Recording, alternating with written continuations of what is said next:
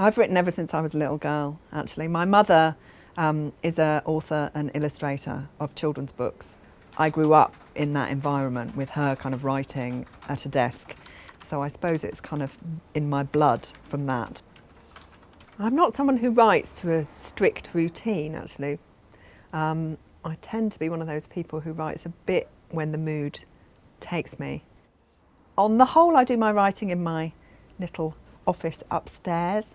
Sometimes I go down to my mother's in the country to really focus. And sometimes if I'm actually writing a sort of specific scene, I might go and sit in that place.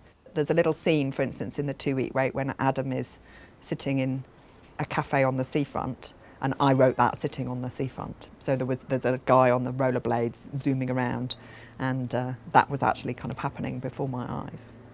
I live in Brighton. I've lived in Brighton for about 9, nearly 10 years, and I really love it.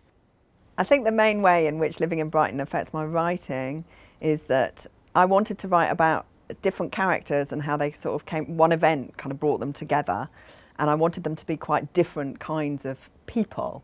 And I think that the thing about Brighton that I actually love is that it's a kind of anything goes city, and that there are all sorts of different people kind of living cheek by jowl, and in a way that I think perhaps isn't true of other parts of the country. So it enabled me to kind of bring them together in my fiction in a way that is believable, because the city is really like that.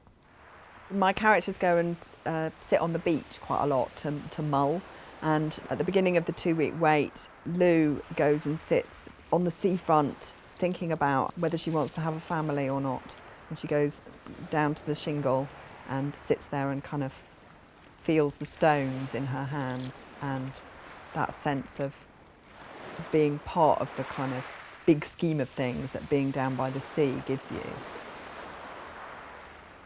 When you're writing about characters who are going through difficult experiences, bereavement and trying to have children against the odds and so on and so forth, there's a certain amount of the process where I will identify with the characters that I'm writing about, and that can be quite difficult.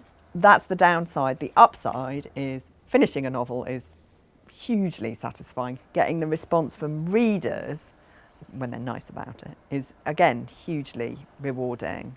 And I do enjoy the kind of author events and meeting people, and all of that side of it I like very much indeed. I do consider that I'm very lucky.